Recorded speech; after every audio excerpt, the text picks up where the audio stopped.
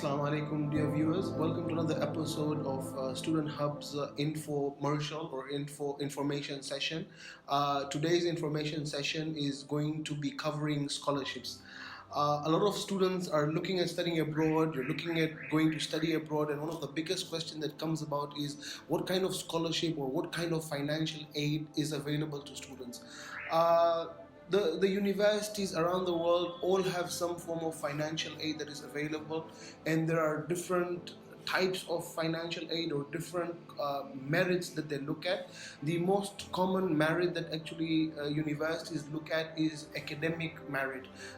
When you look at your academic performance in your A levels, your O levels, the higher or the better your performance in your O and A levels, the better the chances that you can actually secure a scholarship. So if you have, let's say, AAA, you're looking at a better percentage or a better type of scholarship, and so on and so forth. So the biggest kind of scholarship that is available is academic based scholarship, but we also have general financial aid. When you have universities that offer students from a poor financial background some kind of financial aid, this is very popular in the US, where you look at universities which have fees of $30,000-$40,000 but are able to offer $10,000-$15,000 in financial aid just because of us coming from a more poorer country. So some of these scholarships are based on financial income. Others are also based on specific nationalities. So there is a university in the UK, University of Portsmouth, for example. They would give you a scholarship of £1,600 just for being a Tanzanian. So that's a very big plus point of being a Tanzanian. So these are the main criteria that different scholarships are based on. One very unique scholarship program is actually sports scholarships. I know that a lot of students from our communities play sports, and some universities do offer sports scholarships. So if you're a good football player, if you're a good cricket player, especially if you're playing at the national level or regional level, if you have certificates of participation, these do help a lot. In your scholarship application, it has to be a holistic application. A lot of universities are trying to get students who are going to be overall team players and overall improvement to the university, bringing in diversity, talent, and academic knowledge. So the more well-rounded you are, the better it is for your scholarship application. So academics is number one, financial merit or financial need is number two, sports-based scholarships, and of course your standard extracurricular activities. So if you're in school, be part of your Model United Nations, be part of various clubs and societies, be active in your school, show that you are a positive contributing member to society. Those are the key criteria that different scholarships actually look at.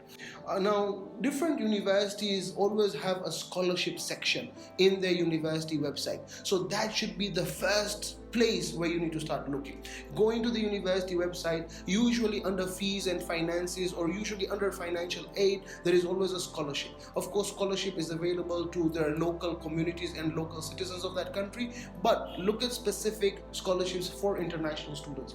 Under there, you will find out different criteria. So that should be the first place that you should stop. But the second place where you should stop is the country's embassy or the country's education website. So each country has an education promoting agency. For example, in Canada, you've got Study Canada. If you go onto Study Canada's website, there is a list of scholarship that is available for international students. It's not much, but do go there. It's all about trying, as I mentioned earlier. You also have the UK, for example, under Education UK's website through the British Council, they are offering something known as a Chevening Scholarship. This Chevening Scholarship has been designed specifically for postgraduate students, and it covers 100% of your fees, living expenses, and air ticket, so long as you're going to study and coming back to Tanzania and giving a positive development to Tanzania. So these kinds of scholarships are very easy to look for on their website.